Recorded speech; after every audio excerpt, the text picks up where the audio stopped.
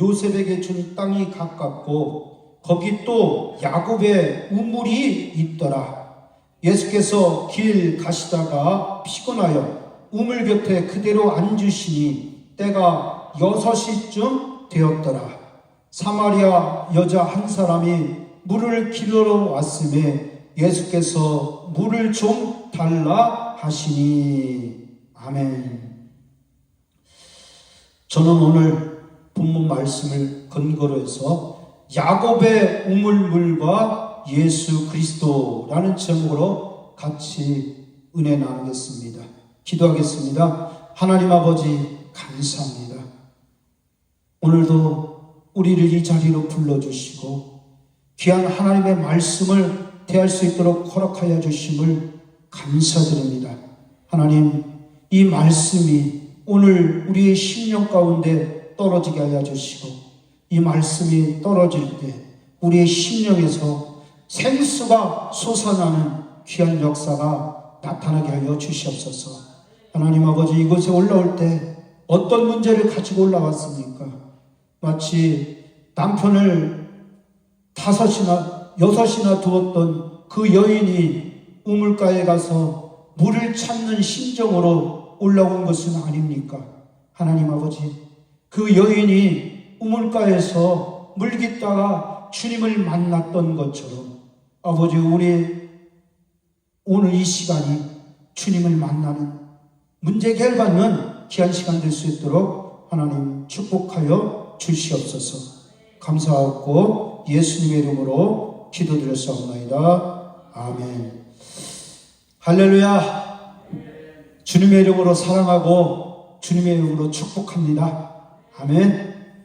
오늘 여러분 참 잘 오셨습니다. 주님의 은혜가 갑절이나 마땅히 와야 되는 사람이 안 온 것까지 다 합쳐서 받아가는 여러분들 되시기를 주님의 이름으로 축복합니다. 저희 고향집에는요, 우물이 있어요. 옆집하고 우리 집 사이에 우물이 있어요. 그런데 그 우물이 굉장히 이렇게 나지막하게 돼 있어서 여자들이 빨래하다가 그냥 바가지로 우물물을 퍼서 그냥 부으면 돼요. 그 정도로 이 우물물이 가까이 있었어요. 근데 그 우물물이 지금 생각해보면 얼마나 달고 맛있었던지, 여름에는 시원하고 겨울에는 아무리 추워도 얼지 않는 그런 우물물이었어요.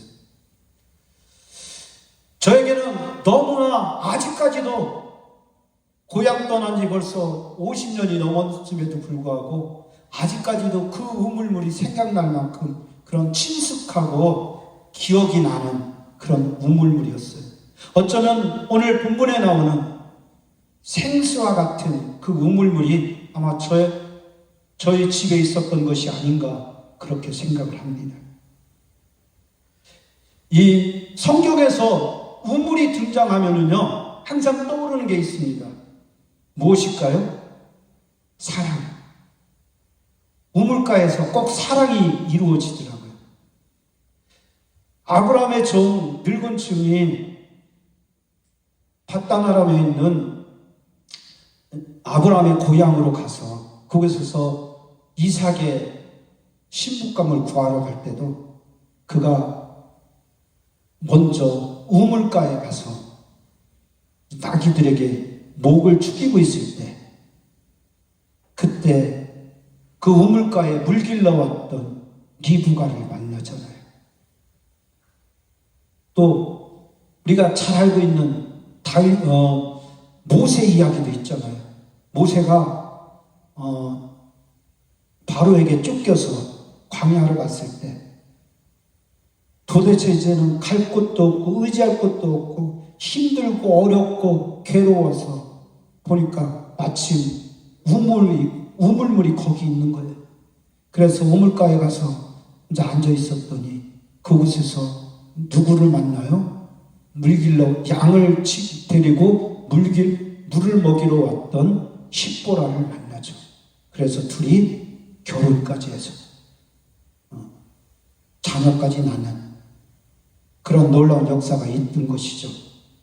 그리고 오늘 본문에 나오는 이야기도 사마리아의 한 여자가 우물가에 물길러 왔어요. 보니까 때가 6시래요.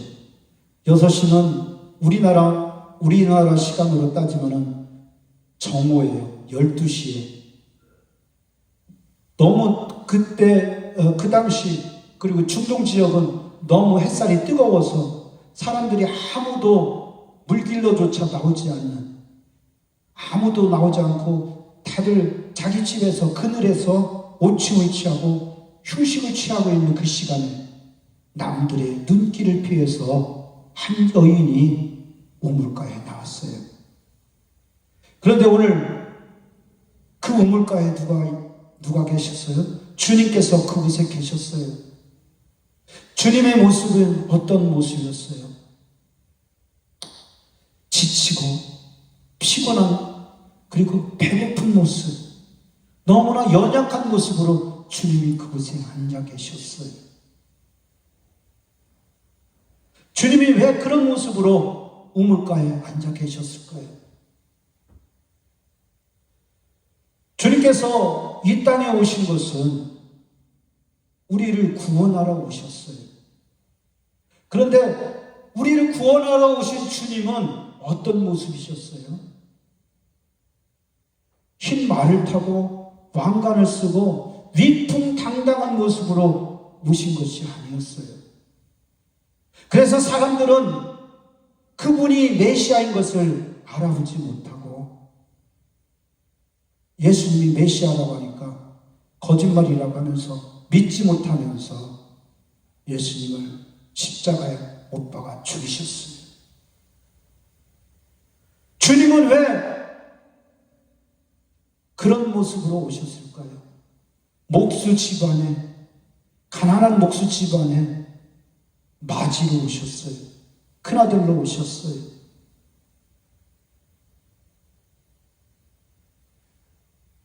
오늘 본문에 나오는 이 여인은 어떤 여인이에요? 한마디로 말하면은 상처라고 할 수가 있어요. 상처. 이 여인이 이제 후에 나오지만은 남편을 5명이나 바꾸고 지금 6번째 살고 있는 남편도 그의 남편이 아니라고 그래요. 그렇다고 한다면은 이 여인은 지금 어떤 상황 가운데 있는 거예요? 편안한가요? 그 마음이 평안할까요? 안전할까요? 기쁨으로 가득 차 있을까요? 아니에요. 보통 여자들이 남자 한 명하고 살기도 힘들어요. 그래서 황혼의 이혼을 한 해 만에, 조론을 한 해 만에 그렇게 하면서 살아요. 왜? 안 맞으니까. 우리는 안 맞는 것을 뭐라고 그래요? 로또라고 하잖아, 로또. 다 로또는 좋아해요. 그런데 로또처럼 안 맞는 게 없더라고요. 저는 로또를 한 번인가 2번인가 밖에 사보지는 않았지만 대부분의 사람들이 보면은요, 그 로또에다가 희망을 걸고 매주 토요일만 되면은 그 로또 복권 파는 집에 아주 줄을 서 있더라고요. 특히 1등 당첨이 몇 번 나왔다고 하는 집은요, 줄이 끊어지질 않더라고요. 그럼에도 불구하고 그 사람들이 기대와 소망을 가지고 지갑에서 500원, 5,000원짜리 꺼내서 로또를 사지만 한두 장 사는 것도 아니더라고요. 몇만 원씩 주고 사더라고요. 그래서 그렇게 기대를 가지고 사지만 그들이 과연 로또에 당첨된 것이 몇 번이나 있어요? 대부분 없습니다. 그야말로 재수 좋으면, 운 좋으면 100만 분의 1, 1000만 분의 1로 한 명씩 나오는 게 로또더라고요. 이 부부관계가 로또와 같은 거예요. 전혀 알지 못하는 남녀가 만나서 결혼 생활을 하면서 어떻게 그렇게 잘 맞아갈 수가 있겠어요? 남편은 아내가 자기에게 맞춰주기를 원하고요. 아내는 남편이 자기한테 맞춰주기를 원해요. 그러면서 서로 싸울 때는 어떻게 싸워요? 네 탓이야, 네 탓. 이 인간아, 인간아 하면서 막 서로 고래고래 소리 지르면서 싸우잖아요. 막 분을 사귀지 못해갖고 세간살에 다 팽기쳐버리고 하는 경우가 얼마나 많이 있냐고요. 왜 그래요? 안 맞으니까. 결국 그것이 대부분의 사람들에게 상처로 남아요. 이 여자가 남편을 5이나 바꾸고 6번째 남편하고 살아가는 이유도 그것이죠. 잘 맞았으면 한 남자하고 계속 살았겠죠. 그런데 첫 남자도 안 맞아. 2번째 남자도 안 맞아. 결혼할 때마다 그 마음속에 상처가 생기는 거예요. 우리가 인생을 살아갈 때도 마찬가지잖아요. 저에게도 굉장히 아픈 상처가 있습니다. 쓰라린 상처가 있습니다. 주의종이 되기 전에 있는 거 없는 거 다 날려먹었어요. 뭔가 좀 한번 해보려고 잘 살아보려고 했는데 그것이 내 뜻대로 내 마음대로 안 되더라고요. 그러니까 입에서 나오는 건 뭐냐면은 비판, 불평, 원망, 또 이게 화를 잘 내요. 그게 제 자화상이었어요. 그래서 나는 괜찮은데 나를 보는 다른 사람들이 저를 보고 뭐라고 하는 거예요. 왜 그렇게 하느냐고. 그런데 나는 답답한 거야. 나 본심은 그게 아니야. 그 사람이 먼저 나를 힘들게 했잖아. 나를 공격했잖아. 그러니까 나도 거기에 대항한 것 뿐이야. 왜 그러겠어요? 제 안에 그런 실패의 상처, 좌절의 상처, 아픔이 고스란히 배어 있었기 때문에 결국은 그것이 내 마음의 상처가 됐고 그리고 그것이 불쑥불쑥 올라오는 것이었어요.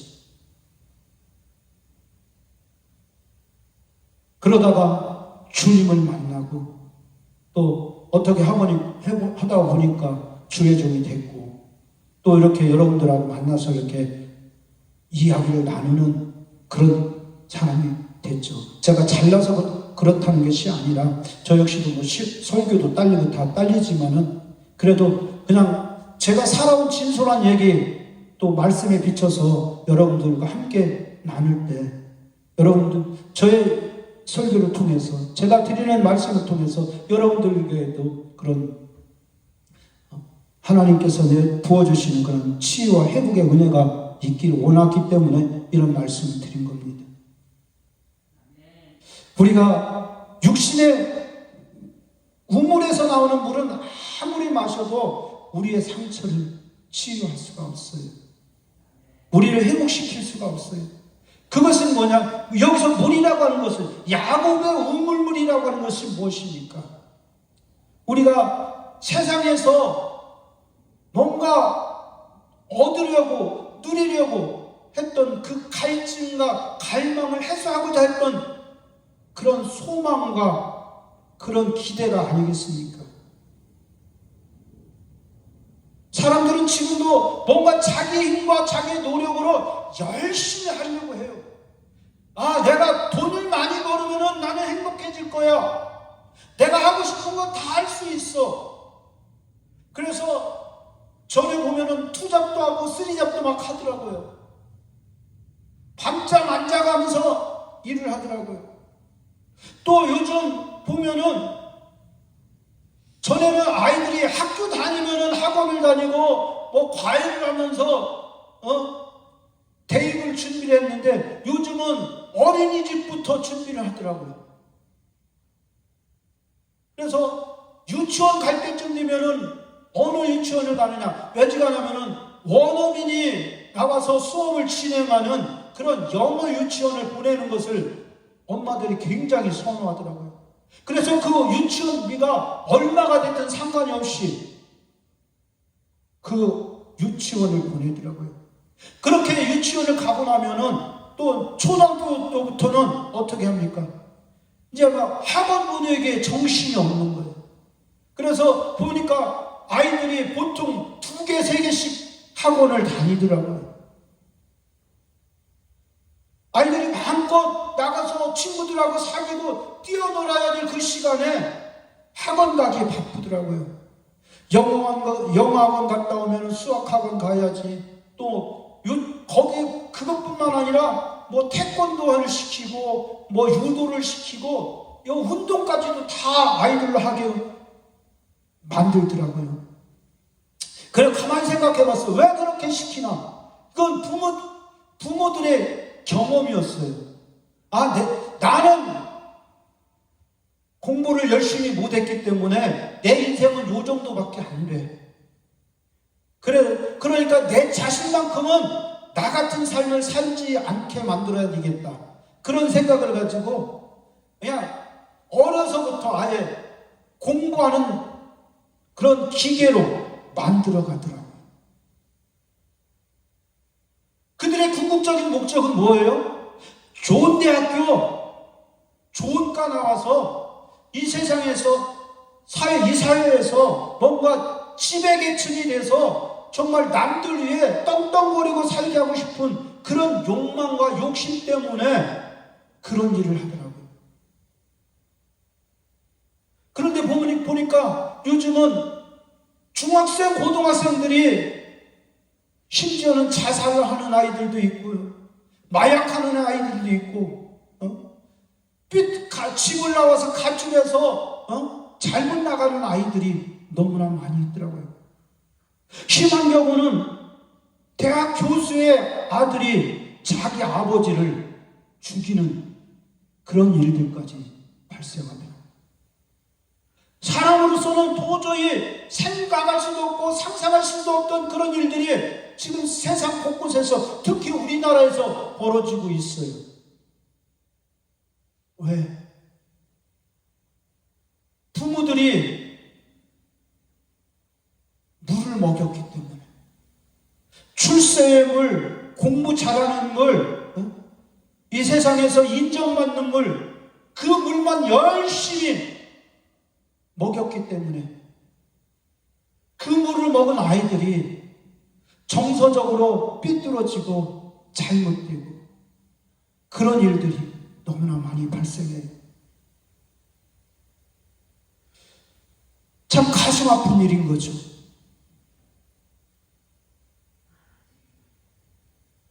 그런 상처로 가득한 여인에게 오늘 주님이 찾아오신 거예요.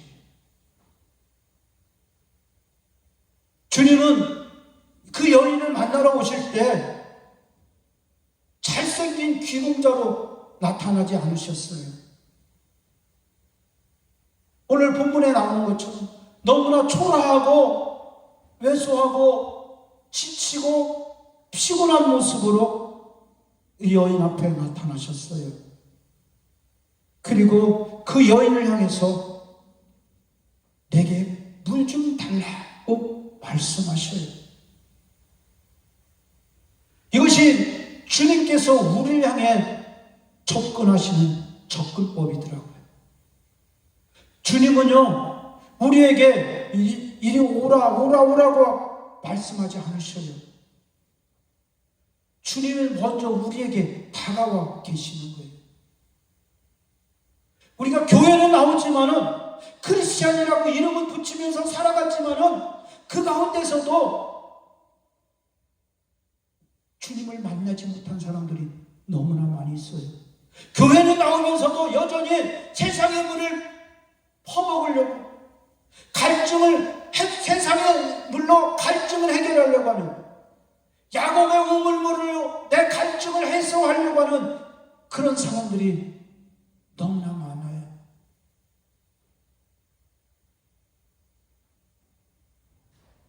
그런 사람들은 대부분 상처투성인 거예요. 아픔을 가지고 있어요. 그래서 요즘 사람들이 대부분이 질병에 시달려요. 지금 어디를 가도 장사가 안 되잖아요. 무엇을 해도 장사가 안 되잖아요. 그런데 문전성시를 이루는 곳이 있어요. 서울 시내에 있는 대형 병원들. 이 중소형 병원들에도 그렇게 사람이 많이 몰리지 않아요. 그런데 대형 병원들에는 막 몇 달 전에 예약하지 않으면 진료조차 받을 수 없어요. 제가 몸에 좀 이상이 있어서 저기 둔촌동에 있는 큰 병원에 예약을 하려고 했어요. 그랬더니 6개월 기다려야 된다고 하더라고요. 그만큼 사람들로 미어 터지는 있는 곳이 병원이에요. 왜 그렇겠어요?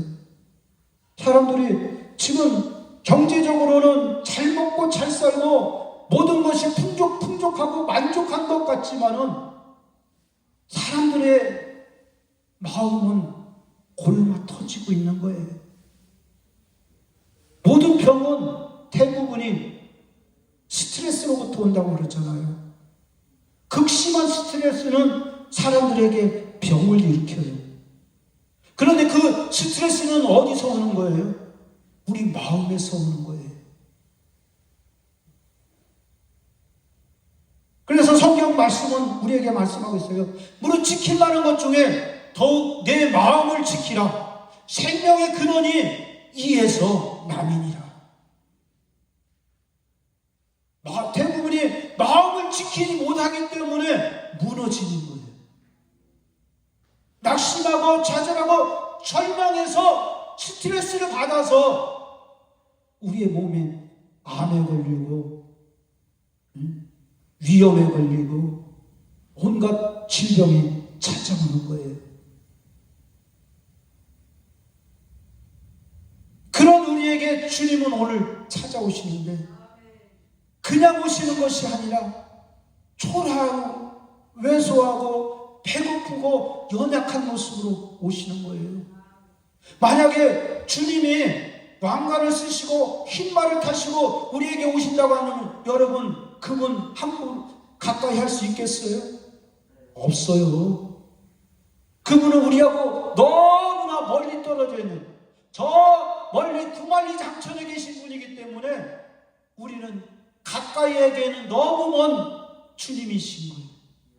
그런데 그 주님은 우리와 같은 모습으로 상처 입고 고통스럽고 외로운 모습으로 우리를 찾아오시는 거예요.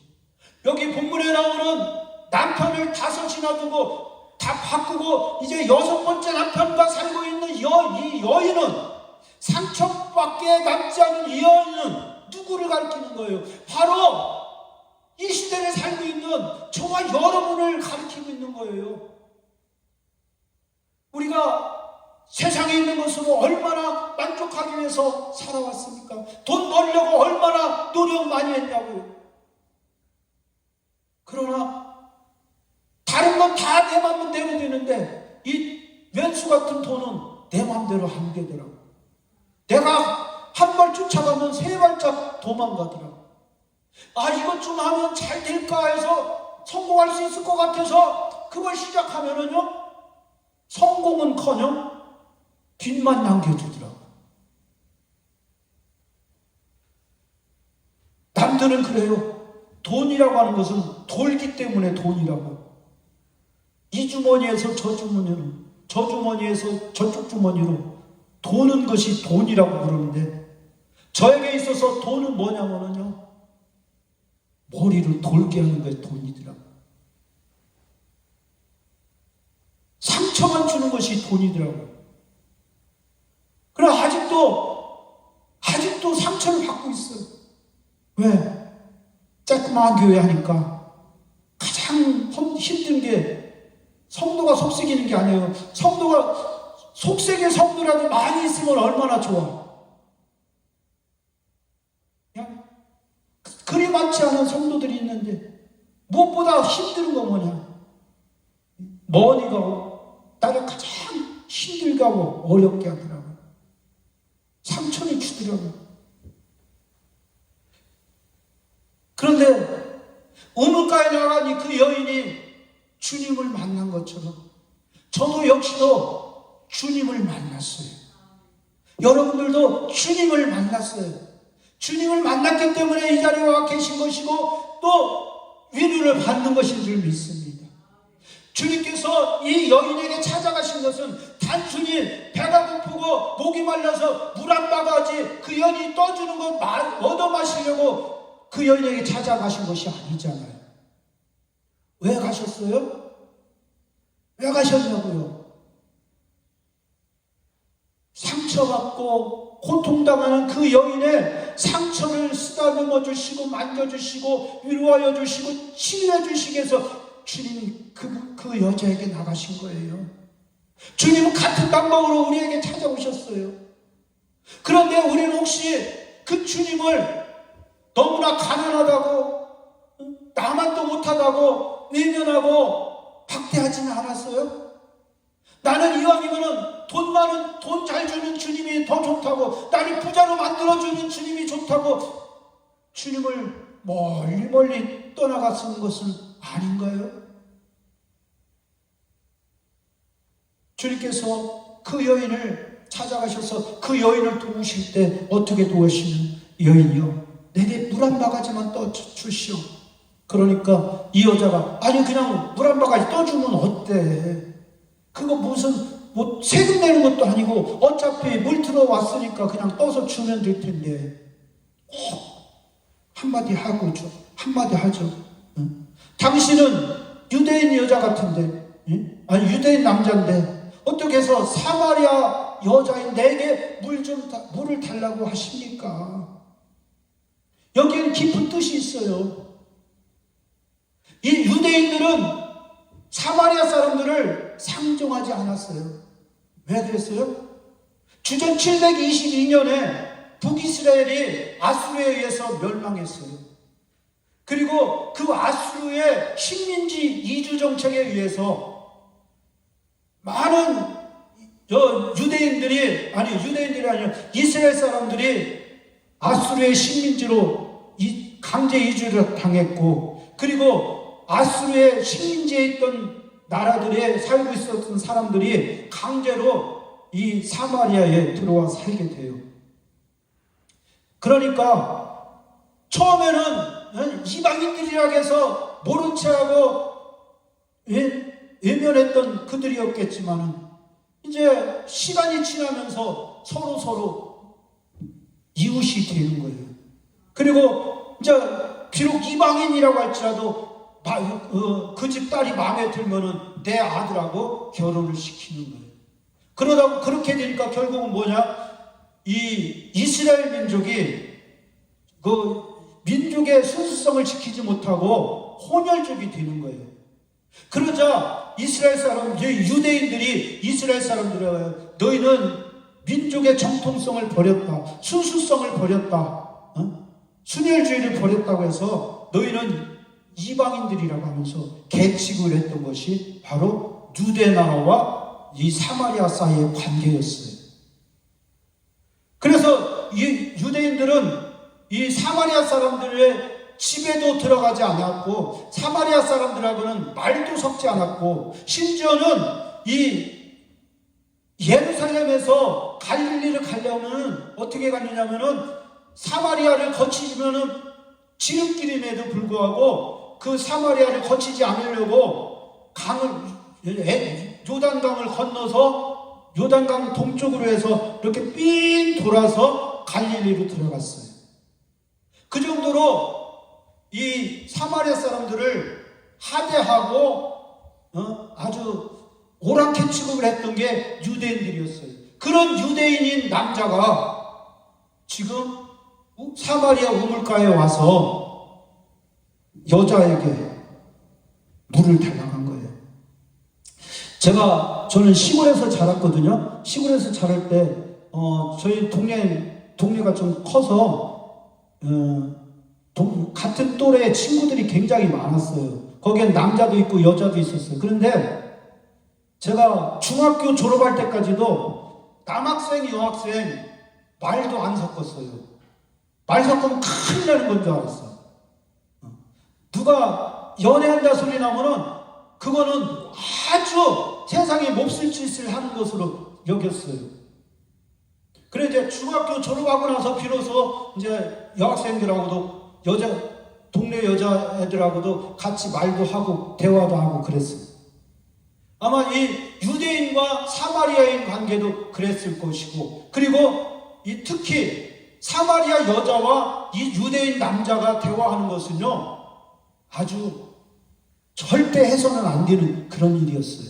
그런 관계에 있는데 지금 예수님이 여자에게 가서 물을 달라고 하신 거예요. 목말라서 그러신 것이라고는 우리는 생각하지 않아요. 다 알고 있죠. 왜 그렇겠어요? 뭔가 이 여인에게 도움을 주고 싶으시니까, 뭔가 이 여인을 통해서 이 여인에게 그 여인이 가지고 있는 문제를 해결해 주기 위해서 주님께서 접근하시는 방법이었어요. 그렇게 주님이 접근했음에도 불구하고 이 여자는 완전히 요즘 말로 애들 말로 쌩 까는 거예요.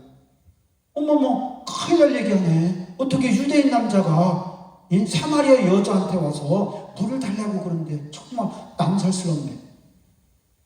그런 놀라는 투로 지금 이 여자가 예수님에게 반응을 보인 거예요. 이렇게 주님과 만날 때는 처음에는 낯설고 어색해요. 그렇지만은 주님과의 만남을, 이 대화를 이어가면 이어갈수록 우리는 주님에 대해서 조금 더 알아가게 돼요. 주님께서 말씀하시죠. 내가 너에게 물 좀 달라 하는 사람이 누군 줄 알았다면 네가 내게 물을 달라고 했을 것이라고. 아니, 물을 달라고 하신 분은 주님이신데 지금 거꾸로 얘기를 하시는 거예요. 그 얘기는 뭐예요? 나는 너에게 물을 주러 왔어. 나는 네 문제를 해결하러 왔어. 네 고민을 해결해 주러 왔어. 네 상처를 치료해 주러 왔어. 그 말씀을 하시는 거거든요. 여기 나오는 주님은 뭐예요? 요한복음 1장 1절에 보면 태초에 말씀이 계시냐, 이 말씀은 하나님과 함께 계셨으니 이 말씀은 곧 하나님이시라고 말씀하고 계시잖아요. 바로 이 주님은 육신을 가지신 하나님이신 거예요. 말씀이신 하나님이신 거예요. 말씀이신 하나님께서 지금 그 사마리아 여자에게 가 계신 거예요.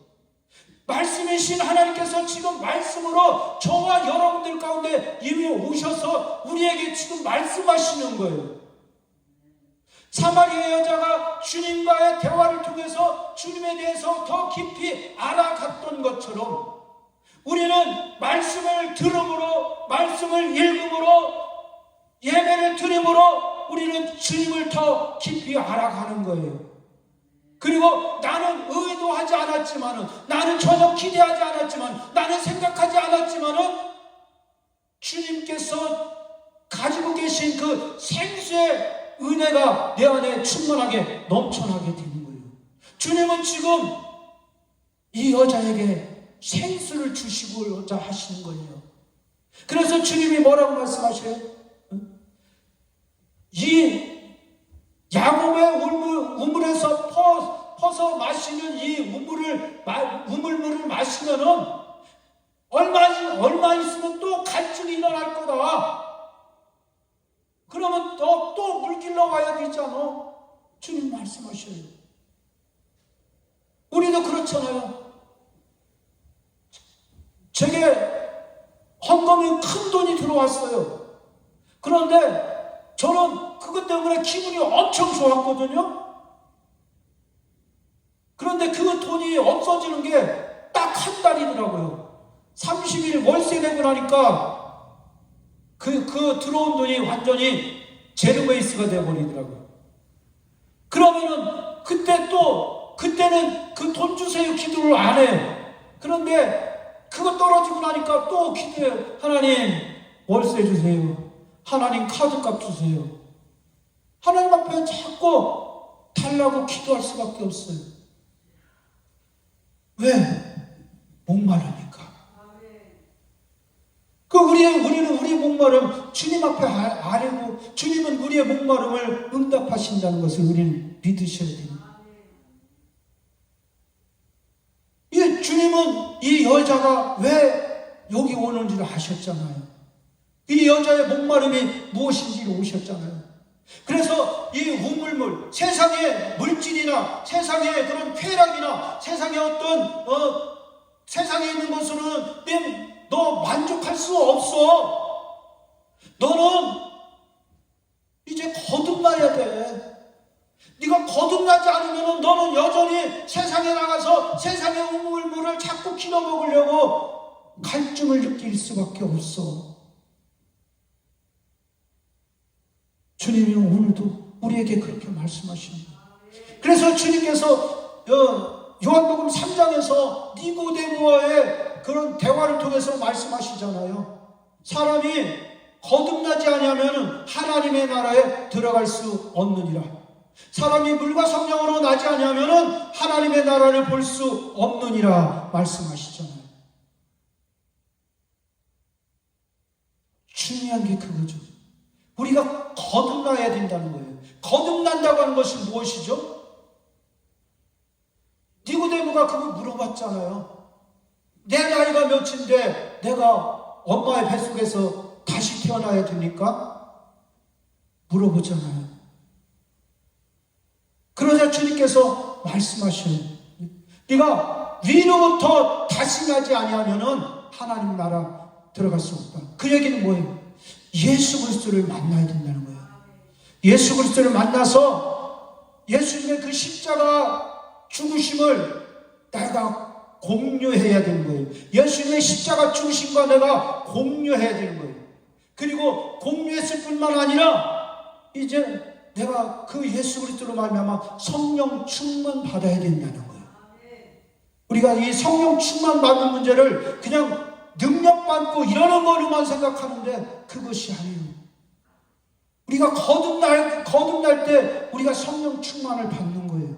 성령 충만 받은 사람은 늘 그 배에서 생수의 강이 흘러나온다고 말씀하고 있어요.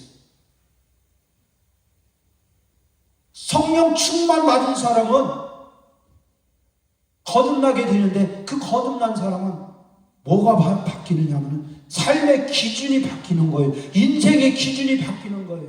전에는 내게 있는 소유가 내 인생의 기준이었어요. 내가 살고 있는 아파트, 내가 타고 있는 자동차, 내가 가지고 있는 통장의 저축 금액, 내가 뭔가 소유하고 있는 그것들이 내 인생의 기준이었어요. 그래서 나는 그것을 더 많이 획득하려고, 더 많이 가지려고 별의별 수단을 다 가졌어요. 어떤 사람은 명예를 위해서 그 명예가 있으면 나는 인생에 행복할 거야라고 해서 그 명예를 얻기 위해서 부단히 노력했어요. 수단과 방법을 가리지 않고 노력했어요. 어떤 사람은 권력을 가지면 행복할 거라고 여겨서 그 권력을 받기 위해서 온갖 나쁜 짓을 다 해요. 그리고 그 권력을 쟁취해요. 그런데 그들이 행복했습니까? 만족했습니까? 한 사람도 만족한 사람들이 없더라고요. 왜? 자기가 원하는 최고의 자리에 올라가면 올라갈수록 우리는 마음속에 공허를 느껴요. 뭔가 텅 빈 것 같고 뭔가 다시 채워져야 될 것 같은 그런 공허를 느껴요. 그래서 사람들이 술을 마시고 마약을 하고 그래도 그것이 채워지지 않으니까 더 이상 내가 이 세상에 살 의욕도 없고 희망도 없다 해서 자살까지 하는 거예요. 사람들은 하나님을 떠난 이후로 그 자리가 그대로 남아있다는 사실을 깨닫지 못하는 거예요. 주님이 계셨던 그 자리가 여전히 비어있다는 사실을 깨닫지 못하는 거예요. 그리고 우리에게 영이 있기 때문에 공허하다, 허무하다, 뭔가 이것을 채워주고 싶다, 그런 마음을 느끼는 거예요. 이 여인이 왜 5번이나 남편을 바꿨겠어요? 1번 남자하고 살아보니까 뭔가 부족해. 그래서 이혼하고 2번 남자하고 만나서 2번 남자하고 만나서 대화를 해보니까 그 부분에 있어서 나하고 통하는 거예요. 그런데 이 2번 남자도 또 부족한 것이 또 있어. 그래서 3번 남자를 또 만나는 거예요. 이렇게 해서 남자를 5번 바꾸고 6번 바꾸는 거예요. 자기를 채우려고 하지만은, 그러나 이 채워지지 않는 목마름이, 갈증이 그녀를 그렇게 만들었던 거예요. 그리고 그 시간도 갈증이 나서 목마름을 채우기 위해서 다시 사람들이 나오지 않는 그 시간에, 왜? 상처가 있기 때문에. 그 상처를 사람들이 손가락질 하잖아요. 남편을 5씩이나 바꾼 여자네. 남의 남자 데리고 사는 여자네. 그렇게 계속 손가락질을 하고 그 여자만 만나면 사람들이 자기들끼리 모여서 수근수근 하는. 그래서 그것을 피하려고 사람들이 나오지 않는 정오 시간에 거기 나왔던 거예요. 그 여인이 인생의 갈증을 느끼고 상처를 받고 고통스러워서 다른 남자를 바꿨지만 역시 실패하고 결국 이제 6번째 남자하고 살지만은 그 6번째 남자하고도 만족할 수가 없는 거예요.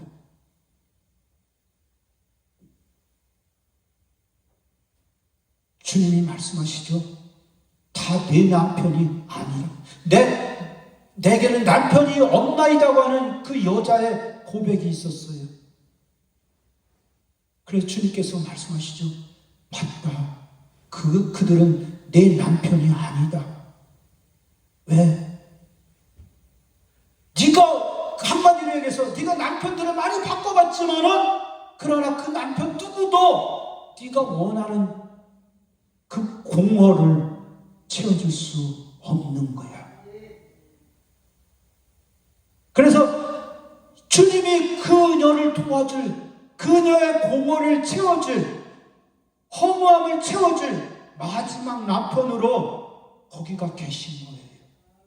주님은 우리의 신랑이잖아요.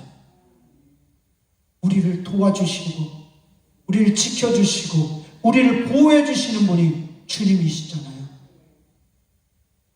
그런데 찬양에도 있는 것처럼, 우물가의 여인처럼 우리는 그 주님 앞에 있으면서도 자꾸 다른 것들을 찾고 찾는 거예요. 엉뚱한 것들을 찾는 거예요. 이 여인이 주님을 알아가는 단계를 한번 보세요. 처음에는 유대인이라고 불렀어요. 유대인 남자라고 불렀어요. 그 다음에는 주님을 뭐라고 하느냐면 선지자라고 해요.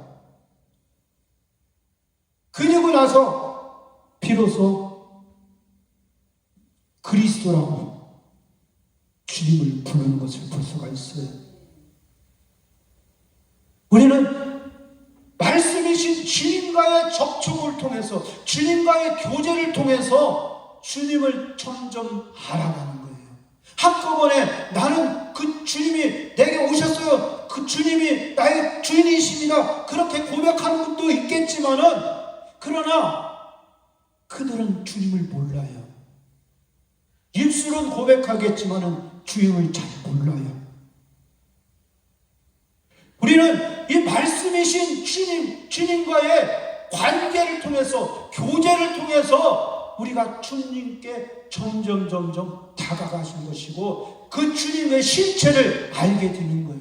그렇게 할 때 진정으로 내가 주님께 구해야 될 것이 무엇인지 비로소 알게 되는